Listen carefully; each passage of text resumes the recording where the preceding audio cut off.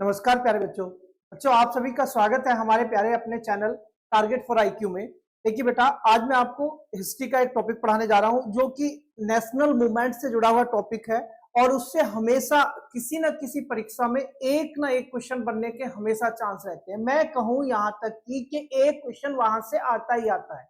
तो इसलिए आप इस वीडियो को बिल्कुल ध्यान से पढ़ें। यहां से एक क्वेश्चन हमेशा आता है। मॉडर्न हिस्ट्री या नेशनल मूवमेंट में से अगर एक क्वेश्चन कहीं से छपता है तो वो इस टॉपिक से छपता है।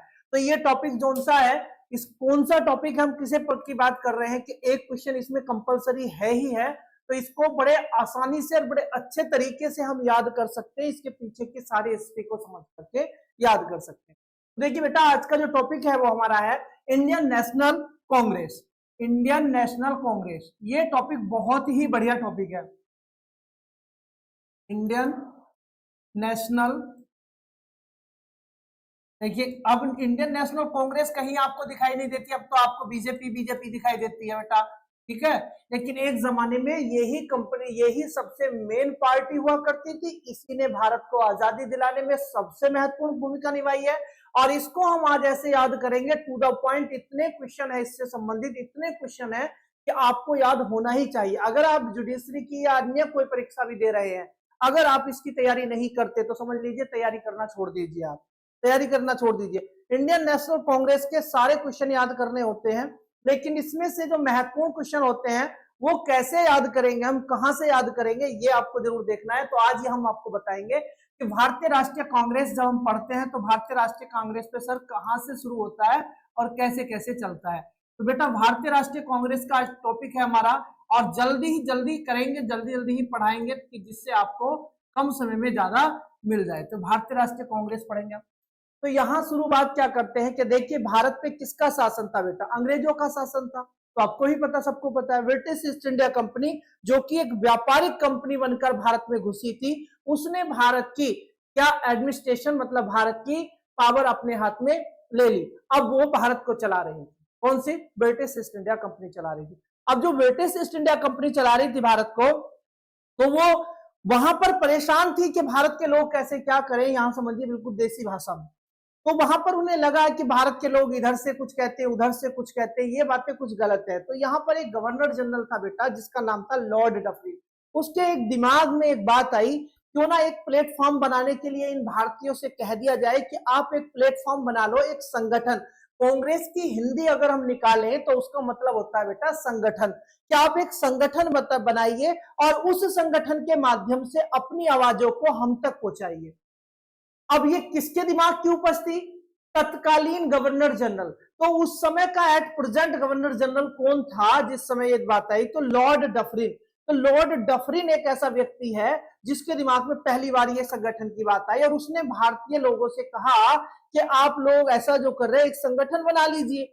हमें उन लोगों पर फिर भी विश्वास नहीं हुआ कि सही है या गलत है।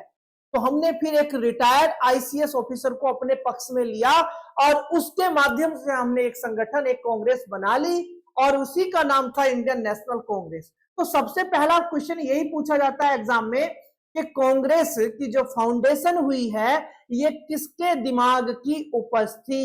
बताइए बेटा, ये किसके ब्रेन का उपज थी, मतलब ये आपको बताना पड़ेगा कि कांग्रेस किसके दिमाग की उपज थी। पहला क्वेश्चन आपके सामने आता है कि कांग्रेस किसके दिमाग की उपज थी, किसके दिमाग की उपज थी। कांग्रेस किसके दिमाग की उपज थी, किसके दिमाग की उपज थी। तो बेटा पहला क्वेश्चन तो यह उपज थी। तो आंसर आपका क्या हो जाएगा, इसका आंसर इसका क्या हो जाएगा, तो लॉर्ड डफरिन हो जाएगा। लॉर्ड डफरिन हो जाएगा, लॉर्ड डफरिन हो जाएगा आपका आंसर। लॉर्ड डफरिन उस समय गवर्नर जनरल थे। अब यहां पर अगला क्वेश्चन क्या पूछा जाएगा कांग्रेस से, कांग्रेस से पूछा जाएगा इसका एस्टैब्लिशमेंट मतलब फाउंडेशन कब हुई है या स्थापना कब हुई है। बेटा इसकी स्थापना की बात करें, स्थापना कब हुई, तो स्थापना कब हुई बेटा, स्थापना मतलब फाउंडेशन कब हुई, तो 1885 को इसकी स्थापना हुई। ठीक है बेटा, स्थापना हो गई। अब स्थापना किसने की, कौन इनका फाउंडर था, कौन इसका संस्थापक था। तो यहां पर फाउंडर को पूछ लेगा कि फाउंडर कौन था, फाउंडर कौन था, या फिर संस्थापक हिंदी में क्या कहते हैं, कि संस्थापक कौन था, संस्थापक कौन था। तो संस्थापक कौन था बेटा, तो एओ ह्यूम, एलन ऑक्टेविन ह्यूम, एओ ह्यूम थे इसके संस्थापक। एओ ह्यूम क्या थे, इसके संस्थापक थे बेटा। अब फिर अगला तीसरा और फिर आगे क्वेश्चन क्या पूछेगा कि जब इसकी स्थापना हुई तो इसकी स्थापना कहां पर हुई, इसकी स्थापना कहां पर हुई, और जब इसका पहला समिट हुआ, सम्मेलन हुआ, तो वो कब हुआ, कहां हुआ, तो ये वाली बात आएगी। तो इसकी स्थापना का समिट या अधिवेशन, प्रथम अधिवेशन कहां हुआ, तो प्रथम अधिवेशन की अगर बात करें या फर्स्ट समिट की अगर बात करें तो फर्स्ट समिट कहां पर हुआ, फर्स्ट समिट इसका कहां पर हुआ, तो ये अगर आपको बताना पड़े तो इसका आंसर क्या होगा बेटा, तो इसका आंसर होगा मुंबई। क्या होगा, मुंबई होगा इसका आंसर। इसका आंसर क्या होगा, मुंबई। अब मुंबई में हुआ, तो मुंबई में हुआ, यहां पर एक क्वेश्चन पूछ लेता है वो कभी कभी कि भाई पहले कहां होना तय हुआ था फिर कहां हुआ, तो बेटा मुंबई में हुआ, लेकिन तय कहां हुआ था, पूना में हुआ था। पूना में क्यों नहीं हुआ, क्योंकि पूना में प्लेग की बीमारी फैली हुई थी। तो फिर मुंबई में एक स्कूल देखा, गोकुलदास तेजपाल संस्कृत विद्यालय, उसमें इसका फर्स्ट समिट करा दिया गया मुंबई में। कितने सदस्य थे, तो 72। ऐसे तो बहुत सारे क्वेश्चन है, कहां तक लिखोगे। तो अब इसमें पूछते हैं कि जब इसका फर्स्ट समिट हुआ तो उसकी जो प्रेसिडेंटशिप किसने की थी, अध्यक्षता किसने की थी, तो प्रथम अध्यक्ष कौन थे, प्रथम अध्यक्ष कौन थे, तो प्रथम अध्यक्ष कौन थे बेटा, तो WC बैनर्जी थे। कौन थे, WC बैनर्जी थे। चलिए इसने कर दिया काम,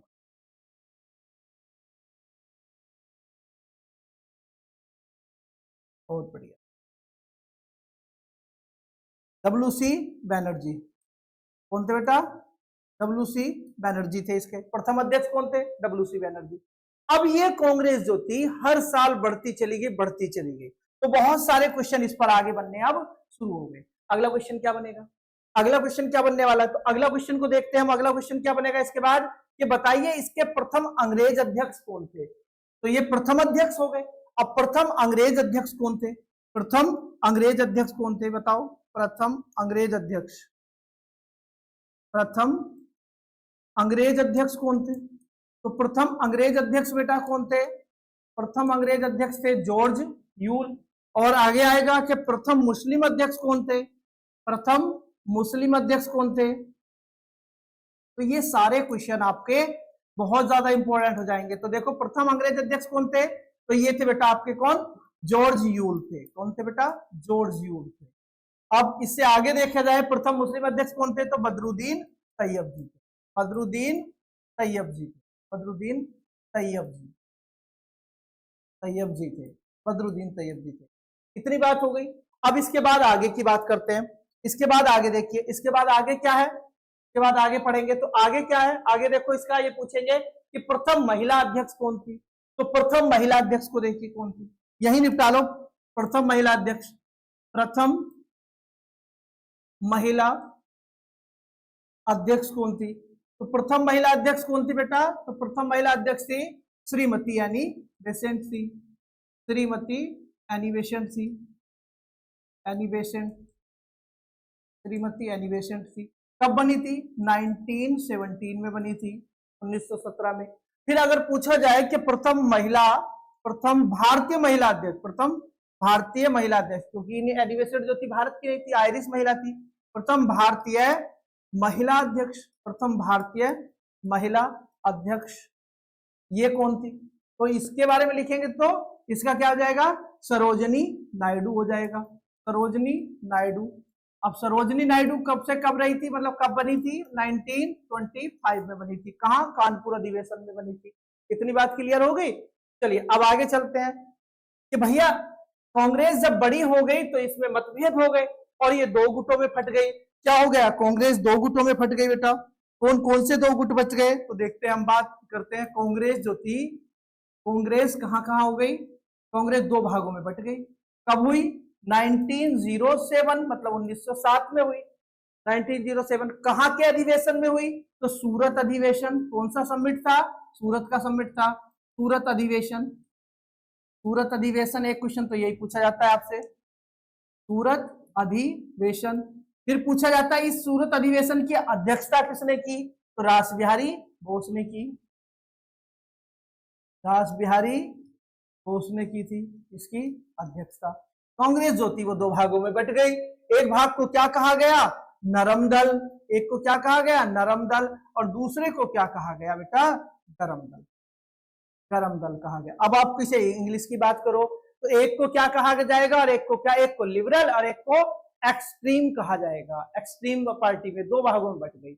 अब दोनों दल आपके सामने दिख गए। अब क्या हुआ, इसमें तो बूढ़े वाले लोग थे, जैसे गोपाल कृष्ण गोखले, फिरोज शाह मेहता, दीन शाह बाचा, आत्माराम पांडुरंग, महादेव गोविंद रनाडे, वो सब इसमें आ गए। और गरम दल में कौन आ गए, तो ये भी ध्यान रखना, बाल लाल पाल, ये तीन फेमस हुए थे, बाल गंगाधर तिलक, और लाल मतलब लाला लाजपत राय, और बेटा लाल और पाल मतलब बिपिन चंद्र पाल। इन तीनों की नई सोच थी तो इन्होंने एक एक्सट्रीमिस्ट पार्टी बना ली जिसे गरम दल कहा गया। कांग्रेस का ही ये भाग था। चलिए इतनी बात समझ में आ गई। लेकिन ये जब कोई चीज अलग हो जाएगी तो वो पावरफुल हो जाएगी, नहीं होगी, तो उसे एक साथ मिलाना जरूरी था बेटा। तो उन्हें साथ में मिलाया किसने, तो एनी बेसेंट के प्रयास रहे, बाल गंगाधर तिलक के प्रयास रहे, और मुस्लिम लीग एक अलग पार्टी बन गई थी 1906 में। तो जब देखा कि कांग्रेस दो जगह काम कर रही है, मुस्लिम लीग काम कर रही है, तो ऐसे में काम नहीं चलेगा, तब एक पार्टी बना ली जाए, एक जगह संगठन कर लिया जाए, और वो किया गया 1916 में। और ये पैक्ट हो गया, और इस पैक्ट को ही कहते हैं लखनऊ पैक्ट या लखनऊ समझौता कहते हैं बेटा, लखनऊ समझौता कहते हैं। और 1916 में हुआ था।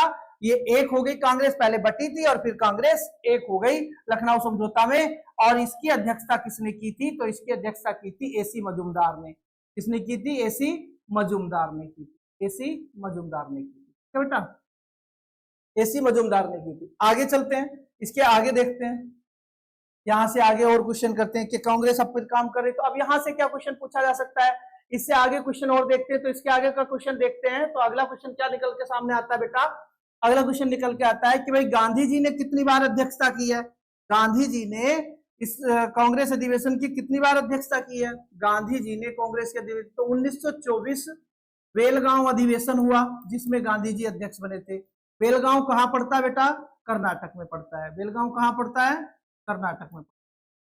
1923 में भी फेमस है, तो 23 वाला जो है मौलाना अबुल कलाम आजाद बने थे, सबसे युवा थे, चलो वो छोड़ दीजिए। बेलगांव कर्नाटक में पड़ता है। तो बेलगांव अधिवेशन की अध्यक्षता किसने की, तो बेलगांव समिट में जो प्रेसिडेंट थे वो कौन थे बेटा, वो थे महात्मा गांधी। तो एक इंपॉर्टेंट ये पॉइंट बनता है यहां से, महात्मा गांधी, ठीक है, महात्मा गांधी। चलिए अभी और आपको बताता हूं इसमें, तो एक ये याद रखेंगे इसका 1929 का लाहौर अधिवेशन, 1929 का लाहौर अधिवेशन। लाहौर अधिवेशन की बात करते हैं बेटा, लाहौर अधिवेशन क्यों इंपॉर्टेंट है, क्योंकि लाहौर अधिवेशन की पहली बात तो लिखो अध्यक्षता किसने की, तो अध्यक्षता की थी बेटा किसने, जवाहरलाल नेहरू ने की थी, जवाहरलाल नेहरू ने की, जवाहरलाल नेहरू ने की, ठीक है।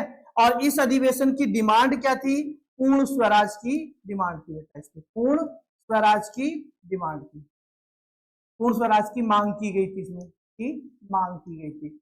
अब आप जुडिशरी से संबंधित बच्चे हैं तो आपके लिए इंपॉर्टेंट होता है 1929 का कराची अधिवेशन, कराची अधिवेशन, 1931 का कराची अधिवेशन, 1931 का कराची अधिवेशन। और कराची अधिवेशन की जो अध्यक्षता की वो किसने की थी बेटा, तो वल्लभ भाई पटेल ने की थी, सरदार वल्लभ भाई पटेल ने की थी, वल्लभ भाई पटेल ने इसकी अध्यक्षता, ठीक है बेटा, सरदार वल्लभ भाई पटेल।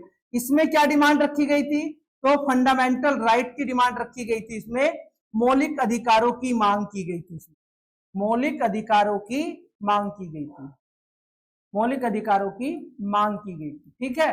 अभी तो कांग्रेस में बहुत सारे क्वेश्चन है, एक नमूना मैंने आपके सामने पेश किया बेटा, नमूने के तौर पर अगर आप देखो इसको तो आपको दिखाई दे रहा होगा कांग्रेस के जितने भी ये क्वेश्चन लिखा है मैंने आपको, एक एक क्वेश्चन आपका दमदार क्वेश्चन है, सारे आपके रटे होने चाहिए, आपकी उंगलियों पे टिप्स पे होने चाहिए, तभी आपको पता चलेगा। अभी जितने क्वेश्चन लिखाए हैं इतने ही क्वेश्चन अभी कांग्रेस से और भी हैं, और भी है, तो इसकी अगली वीडियो में इसका इंतजार करेंगे आप, और इसको आपको क्लास में हम पढ़ाएंगे।